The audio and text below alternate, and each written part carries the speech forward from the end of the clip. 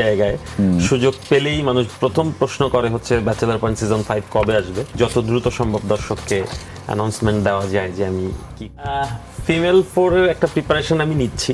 আচ্ছা, হ্যালো দর্শক বিন্দুরা, কেমন আছেন সব? আশা করি সবাই অনেক ভালো আছেন। আজকে আমরা ব্যাচেলর পয়েন্ট সিজন 5 ও ফিমেল 4 সম্পর্কে পরিচালক কাজল আরফিন ওমি এবং কাবিলা অর্থাৎ জিয়াউল হক পলাশ ও পারসা ইভানের মুখ থেকে কবে আসছে তা আজকে জানবো এই ভিডিওতে। চলুন শুরু করা যাক। প্রথমে জনপ্রিয় পরিচালক কাজল আরফিন ওমির মুখ থেকে কিছু শুনে আসি।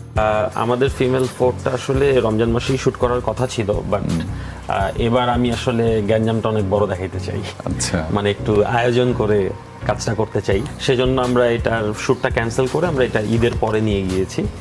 বলি কোরবানির ঈদে আমি বড় করে ফিমেল 4 আনতে পারবো। আচ্ছা ভাই, ফিমেল 4 সম্পর্কে তো জানলাম, এবার ব্যাচেলর পয়েন্ট সিজন 5 কবে আসছে তা একটু বলুন।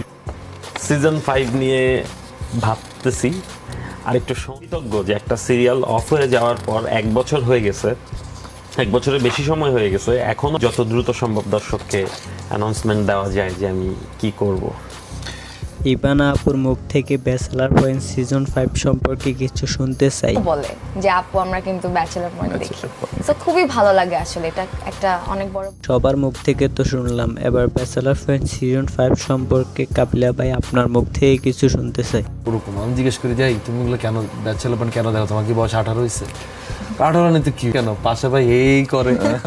এরকম সব নিত্য নতুন আপডেট পেতে সাবস্ক্রাইব করে পাশে থাকুন। ধন্যবাদ।